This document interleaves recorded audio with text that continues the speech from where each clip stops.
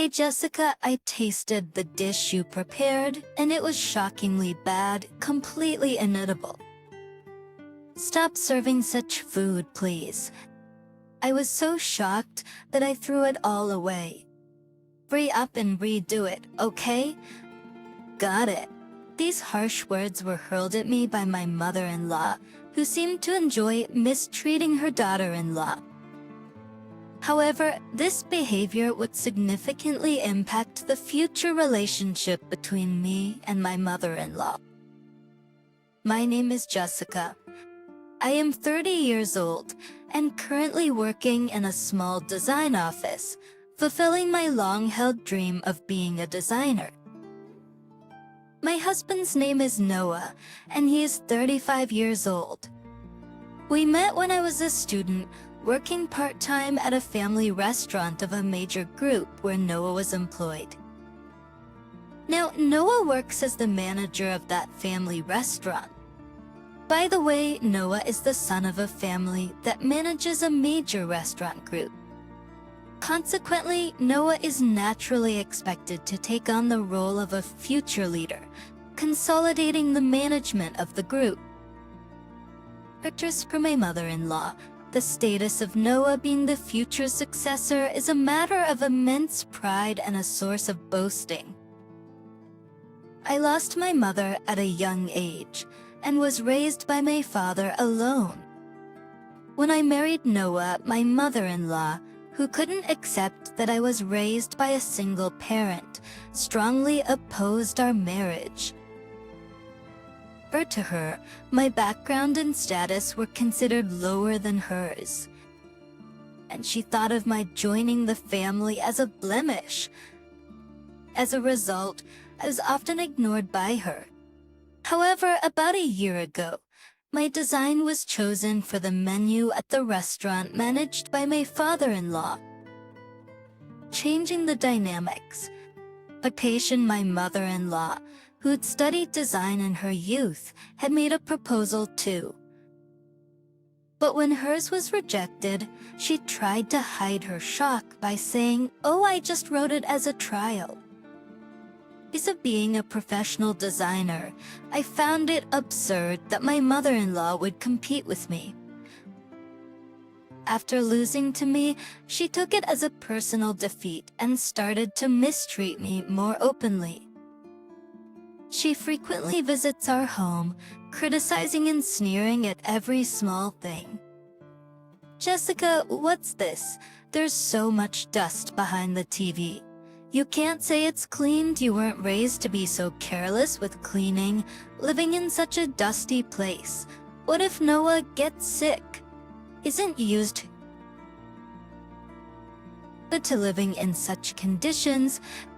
Jessica, you might be fine with a house full of dust, but Noah isn't used to living in such conditions." As soon as my mother-in-law arrived at our house, she immediately started checking around and began pointing out flaws and criticizing pompously. I cleaned that area. There was no interference from my mother-in-law, which was eerily quiet. On the day of the engagement party, my phone rang at 11:30 a.m. The celebration was scheduled to start at 1 p.m. I was honestly surprised to receive a call from my busy mother-in-law at that time. Confused but answering the call, she began speaking in an excited and high-pitched voice. "Hey, Jessica." I tasted the dish you prepared, and it was shockingly bad. Completely inedible. Stop serving such food, please. I was so shocked that I threw it all away. Hurry up and redo it, okay? Stunned by her loud voice, I managed to respond calmly.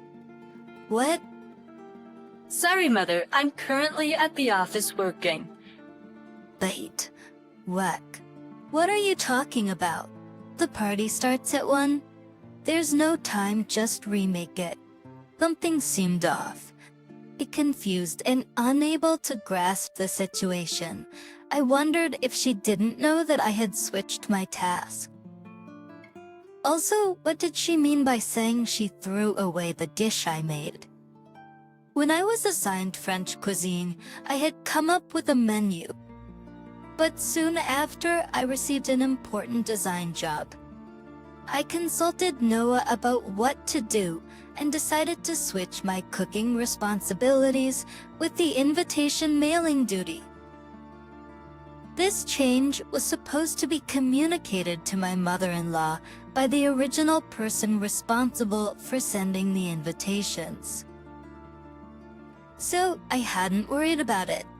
I hurriedly tried to explain the situation. Please listen, Mother. Actually, I had to drop the cooking task due to a sudden work assignment. I'm planning to head there after finishing work today. What? You were in charge of French cuisine, weren't you? No, I switched responsibilities, so I didn't actually cook anything. What? What are you going to do now? There's no time left before the party starts. It's your fault for not reporting properly. Fix this, or I'll tell everyone you threw away the dish. Knowing I wasn't responsible for the dish, my mother-in-law became extremely agitated. Confused by her rapid-fire accusations, I was at a loss. Thinking about the complexity and trouble, yet concerned about being wrongly accused in front of many people, I wondered how to handle the situation. However, knowing my mother-in-law, it was quite possible she would blame me and pretend ignorance. Reluctantly, I apologized to my colleagues, apologized to my office for leaving early, and hurried to the venue. Unfortunately, I arrived at the station just as my train was about to leave, and ended up reaching the venue just after 12 p.m. Noah, who had been informed in advance through Messenger about the situation, hurried over to me as soon as he saw me arrive. However, his expression conveyed the worst-case scenario. Oh no, am I too late? Right now, all the other dishes brought by everyone are here. But there's a commotion because the French dish is missing. When I went to the kitchen, I found that all the French cuisine had been thrown away and was clogging the sink. Everyone's in an uproar about what happened. As I listened to Noah, I headed towards the kitchen. The tension was palpable, as if those present had stumbled upon a crime scene. My mother-in-law, cornered by the tense situation, found me and began to accuse me by name. Look, the culprit has finally shown up. Jessica, it was Jessica who threw away this dish. She wasn't even here, which is evidence enough. I managed to suppress the headache that started throbbing. As soon as she accused me so suddenly, around us were Noah's aunts, their sons, the recently engaged cousin, and his fiancée, Christina, along with many other relatives. Having been told by my mother-in-law that I was the culprit, their condemning gazes turned to me, but I decided to calmly present the facts. Actually, I did not throw away this dish. That's a complete misunderstanding. However, my mother-in-law immediately retorted, "Don't play dumb. Don't lie. To such a thing at a celebration is ungrateful and senseless behavior, a disgrace to this family. I was at work this morning, so I have just arrived here." That your people around us, upon hearing my story, began to murmur in surprise. What? She just got here. That's then who? I hurried over to this venue after receiving a call from my mother-in-law. I missed the train and was delayed in arriving. I apologize. But you told me on the phone that you had thrown away all the French cuisine. My goodness, what are you suddenly saying? It's this daughter-in-law of mine. Not only does she mock me, but now she's trying to pin her own wrongdoing on me and act innocent. How awful. Unbelievable. My mother-in-law dramatically played the victim, appealing to the surrounding relatives as if she were a heroine struck by misfortune.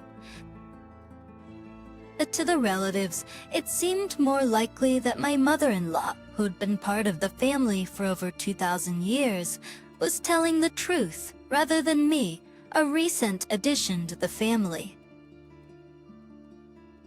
I felt their condemning gazes again, but was determined to assert my innocence. If you find it hard to believe, please call my workplace for confirmation. They can verify that I was working this morning, which will prove that what I'm saying is true. Just as I made this plea, a voice said, "There's no need to go that far." I'd assigned Jessica a task. She graciously accepted the urgent work, and I'm truly grateful for her help. The voice belonged to my father-in-law. Up behind him stood Noah with a relieved expression. Noah had asked his father to help reveal the truth. As I was relieved to see my father-in-law there, as I thought he might be too busy to assist. That factors, the reliability of the family's future head was evident. The relatives who had been accusing me now looked flustered, and their suspicious gazes turned towards my mother-in-law. "So, Jessica, what exactly did my wife say on the phone earlier?" "Yes. She called to say she had tasted the French cuisine, found it very unpleasant, and said it was too embarrassing to serve. So she threw it all away. Then she told me to remake it before the time of the event." A murmur spread among the relatives upon hearing my testimony. Suddenly, a woman burst into tears amidst the crowd. The crying woman was Christina, the cousin's fiancée. I admit I'm better at Asian cuisine, but I tried my best with the French dish too. I thought I had made it as delicious as the Asian one. But now tearfully, she leaned on her fiancé. Christina, the cousin's fiancée, was the one who had switched duties with me. Although she was the main character of this celebration, she had confided her plan to surprise everyone with her cooking and asked me to keep it a secret from the relatives. But unexpectedly, even my mother-in-law was kept in the dark about the secret. Moreover, Christina was a professional chef at the French restaurant run by Noah's father. "Hey, Mom, you're saying Christina's cooking is bad. Christina is a chef I hired? Are you implying my taste is off too?" No, that's not what I meant. I didn't mean it like that." My mother-in-law frantically tried to defend herself, but it was too late. Christina's culinary skills, recognized and respected by my father-in-law, were beyond doubt. "Always criticizing your daughter-in-law. Maybe your taste has dulled. Perhaps you can't recognize real flavor anymore." His words, heavy with irony, echoed throughout the venue. My mother-in-law, in a desperate attempt to seek forgiveness, clung to my father-in-law and apologized profusely. However, anger seemed to rise within her and she suddenly grabbed me by the collar. "Listen," she said. "I thought it was your cooking, so I threw it away. A dish made by a woman raised by a single parent of such low status is too disgraceful and tasteless to serve to others. I threw it away out of kindness. It's all your fault. You planned this, didn't you? To embarrass me in front of our relatives. And for how much more will you mock me? Just stop it." I was shocked and disgusted by her yelling and the spit flying from her mouth. But then Noah's grandmother raised her voice. "Wait a minute," she said. "You know I'm a divorcee, right? You say being from a single parent is disgraceful. You should know that your late mother also lost her mother when she was young. Isn't by your logic, there are quite a few disgraceful people in this family, aren't there?" Her cold gaze pierced my mother-in-law. No, you're not what I meant. I didn't know, really? Well, it doesn't matter anymore. We've all seen your true character. Hearing this, my mother-in-law collapsed on the kitchen floor, trembling with despair and fear. I heard there was a commotion, but what a scene this has turned into. Suddenly, an elderly man in a wheelchair spoke. He was Noah's grandfather, the current head of the main family. I could hear the uproar from afar. It's unfortunate that a dish was wasted. I recall my late wife once telling me about receiving sweet potatoes during the war. But the sweetness of the potato made her momentarily forget the sadness of losing her mother. As we all listened in silence to his words, Noah's grandfather continued. Remember, food is filled with the emotions of those involved in making it. My late wife often said with a smile, "The kindness of the cook has shaped who I am today." Eating food is the worst thing a person can do. Surely we don't have anyone that terrible in our family, right?